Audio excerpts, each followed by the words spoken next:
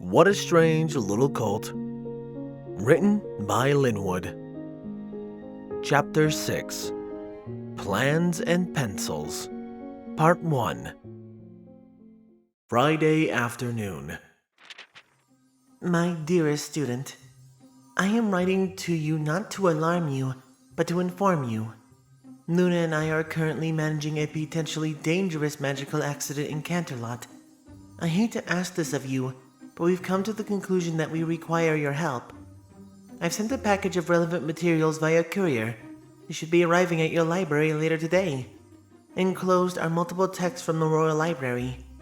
I need you to familiarize yourself with the concepts within, specifically Golden Aura's Anima Thaumaturgia and its magical codex. Please do so as quickly as possible, and respond when you are finished with your research. It might also be prudent to keep your friends up to speed, as I do not know if we will have need of the elements. Equestria could very well be counting on your efforts, but it is imperative that we keep our wits about us. We may need them in the coming days. With much love, Celestia. Twilight Sparkle, Ponyville's resident librarian and the element of magic, almost unconsciously rolled up the scroll and placed it on the kitchen table. Then she stared at the wall with such intensity that her number one assistant almost tripped on his way past her. Yo, Twilight, what the heck was in that letter? Twilight blinked herself out of her stupor and looked at the little dragon beside her. The princess says something's wrong in Canterlot, she managed. She needs my help. Your help with what? What happened? Twilight snatched the letter back up and reread it, then dropped it to the floor. She doesn't actually say, just that I need to research a few texts and get back to her. She sprang into gear, trotting quickly into the treehouse's largest room with Spike hot on her heels. Alright, what books do you need? I'm sure we can find them lickety-split. We don't have them here. The little dragon paused with his purple foot mid-step. What? We don't have them here. They're supposed to arrive with a courier sometime today. She began perusing the shelves, tapping the spine of each book as she passed it and pulling out any that seemed potentially helpful. Spike's little snout wrinkled. So, if you don't have the books, what are you doing right now? I'm looking for helpful materials so that I can get a head start, Spike, she said as if it was the most obvious fact in the world, which it obviously was. But what about your lunch with the girls? Ugh, I completely forgot. The Urchin shook away the discomfort. The girls are just going to have to go on without me. She heard her assistant groan to himself. When she turned to face him, he was reading the letter. When had he picked that up? Twilight, it doesn't even say what you're supposed to be researching aside from the name of something by somebody named Golden Aura, which we apparently don't even have. Golden Aura was a mid-millennium magic historian. Twilight. She groaned. Why didn't he understand? Spike, Twilight began as patiently as she could. The princess needs my help. That means I owe it to her to do whatever I can, and that includes gathering anything that I could have information similar to what's in Anima Thaumaturgia and researching it. But don't you think that Celestia would have told you if you had the right books already? Spike's response froze Twilight in her tracks. She hated to admit it, but he did have a point. He pressed on. It even says here not to freak out. I think that Princess Celestia knows her stuff, and you can get working on it this afternoon, which means you can go to lunch with your friends. It won't be the end of the world. The unicorn mare made a whining noise and danced from hoof to hoof. But what if it does mean the end of the world? He shrugged. Well, when you've got the elements of harmony right there, I'm sure it'll work out. Now come on, it's lunchtime. Remember what happened in the last... Okay, Spike. You don't need to go over that again. Twilight blushed. You got me. I'll go meet the girls. Spike eyed the clock. Good. You better hurry, too. You said you'd be at that sandwich place 2 minutes ago. The unicorn made a noise Rarity would not have disapproved of. Didn't see the time, well, gotta go by. Then she vanished in a flash of brilliant violet light, leaving the young dragon grumbling and blinking the spots out of his eyes. A daisy on rice sounds like it'll hit the spot just perfectly, Rainbow Dash pointed out to the waitress pony, who nodded and jotted it down, and looked to the group as a whole. Alright, I'll have that out for you lickety-split. I'm terribly sorry, miss, but can you please hold off delivering those orders to the chef for a few minutes? Rarity corrected her mane with an alabaster hoof, ignoring Rainbow's groan. We've still got one more on the way. She should be here any minute. No problem, ladies. Just wave me over when you're ready. The waitress smiled, tucked her notebook and pen in her apron, and trotted to another table. The summer sky above shone a clean, brilliant blue, thanks to Rainbow and the rest of the weather team. She had just spent a shift clearing stray clouds from the Ponyville skies and pushing them to a forming storm. Now that she wasn't busy flying, though, she could enjoy the relaxed feeling of the day. Rainbow could feel the weekend gearing up, even though she still had another shift to go, which is why she was a little anxious to get that darn Daisy on rye. Bouquet sandwiches. Outside seating offered the ideal place to pony watch. The girls had gathered around one of the tables, relishing the shade of its umbrella. I wonder when Twilight's gonna show. The orange earth pony across from Rainbow said as she picked a stray leaf from her mane. Rainbow stage pouted. I bet she got sucked into another book and completely forgot. She earned a giggle from Pinkie Pie, while Applejack cracked a smile.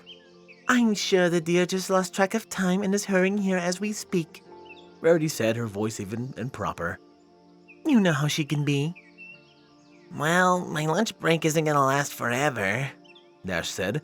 Before Rarity had a chance to respond, a bright flash highlighted strange, misshapen shadows for half a second. Oh, thanks, Celestia. The group watched as Twilight blinked and looked around, smiling as she spotted her friends. Rainbow beckoned her over as Pinkie jumped up and snagged the waitress's attention with a big, enthusiastic wave. Hi, girls. Twilight joined them at the table, her mane looking a little frazzled. Sorry I'm late. Oh, it's no problem at all, darling. Rarity gave her a polite pat on the shoulder. It happens to every pony now and then. The waitress came back and Twilight sheepishly ordered. Rainbow sighed and slumped into her chair when the waitress mare adjusted her apron and left to walk into the restaurant. That sandwich would soon be hers. So, Twi, what was it this time? Applejack leaned forward and setting her elbows on the table, while pointedly ignoring Rarity's raised eyebrow. Experiment gone wrong? Oh, let me guess. You turned Spike into... Pinkie gasped, smacking her host to her cheeks. A dog! And you had to send Princess Celestia a letter about it? Only you had to go to Camelot yourself because Spike's a dog and... No, Pinkie. Twilight smiled. Spike is still plenty scaly, and his appetite for gems is unharmed. It does have something to do with Princess Celestia. Dash snapped up and leaned in close. Really? What happened? The rest of the girls nodded along too, looking curious. Even Fluttershy looked more interested than nervous, leaning out of her mane a little. Well, it's just that I got a concerning letter from the princess today. She said there was a magical accident in Canterlot and she may need my help. Oh, that's simply dreadful. Rarity's eyes widened. Whatever happened? That's just the thing. I don't really know. She didn't provide specifics. She just said that she was sending me some books and that I needed to study and get back to her once I understood them. Twilight looked really concerned now. I hope I can help. I know you can, Sugar Cube. Applejack clapped Twilight on the back and she made a little oof as the rest of the mares voiced their agreement. If any pony can figure it out, it's you. Yeah, and you can always count on us. We'll be ready. Rainbow made a reassuring smile and maybe puffed out her chest just a little bit. Twilight smiled, looking a little relieved. Thanks, girls. I appreciate it. You're all the best. Think nothing of it, Twilight. We're here for you in any way we can be. Then, without warning, Rarity gave Rainbow a downright predatory look that seemed to jam an ice cube directly into Dash's left ventricle. Now, Rainbow, what is this I hear about you adopting a little Colt? Each of Rainbow's friends' attention snapped to her. Pinkie's face immediately split into a wide, energetic, knowing grin. Twilight's jaw dropped and Applejack's eyes widened, gleaming in mischief. Fluttershy leaned in close with the most starstruck look in her eyes. Wow, adoption? Her voice was high and excited. That's so cute. Why didn't you tell us? What's he like? How long did it take you to convince him to call you Mama? Applejack snickered. Wowie! I bet little Gaby was so excited. Or maybe he just stared at you with that super weird stare. Just to be generous, the pink pony reproduced it for Rainbow. Which was it? Huh? What, Colt? Twilight said, looking lost. Of course, through it all, Rarity had that sly smile plastered across her smug white face. Oh, yes, darling. Do give us all the details. Rainbow had known the news would get out eventually, but for Celestia's sake, this was ridiculous. It's only been 1 day. The Pegasus rolled her eyes and held up her hoofs to quiet her friends. Okay. I'll tell you guys. But first, Rares, I gotta ask. Who told you that? Carrot Top, believe it or not. She said. Dash gave her wings a little flap and snorted. Carrot Top needs to check her sources. I'm only fostering the cult. I didn't adopt him, and he doesn't call me Mama. She shot a look Applejack's way. What cult? Tyler repeated, looking even more lost. Pinkie Pie jumped in to answer that one. Rainbow found a banged-up little culty and brought him to the hospital. He's super mysterious and has this weird name, and he got in trouble for standing on his bed. Now Twilight looked confused and concerned. Well, Pinkie covered the bases. I saw a little kid on the edge of Ponyville a few days ago while I was flying to work. He was in pretty bad shape, so I flew him to the hospital as fast as I could. She grimaced at the memory, but relished the way that Rarity's gently teasing smile was replaced by something more concerned. My goodness, Fluttershy muttered. It turned out all right, though. Rainbow continued. His name is Gabriel. He's from some town up north called Westfield. He's about Bloom's and Sweetie's age, and Pinkie's right. He's pretty weird. She watched all the mares except Pinkie make odd looks at the name. Gabe's a good kid, though. Just a little troubled. His counselor thought he'd do good with me, so I, temporarily took him in, while she looks for a good home. Ah, Hummed Applejack. so that's what all that hubbub at the hospital was about. Rarity looked much more sympathetic now that she knew Rainbow rescued the foal. Oh, that's very kind of you. I do hope the little dear is all right. Applejack adjusted her Stetson and smiled. Sounds like a sturdy little bugger. I bet I'd like to meet the kid. I'm sure it'll happen sooner or later. Rainbow said, more than a little proudly. He's pretty easy to spot. All wrapped up in a bandage. Looks like a little green mummy. Oh, Fluttershy gasp was almost inaudible. have you been changing them regularly? Yeah, of course. Rainbow rubbed her mane. Actually, he's been pretty on top of that himself. He had me help him redo them this morning. Walked me through the whole process. Pretty tough, too.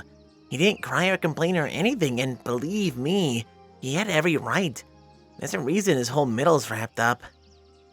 Oh, wow. Twilight said. That all sounds pretty impressive, Dash. Darned right. I had to get covered in a little kid's blood.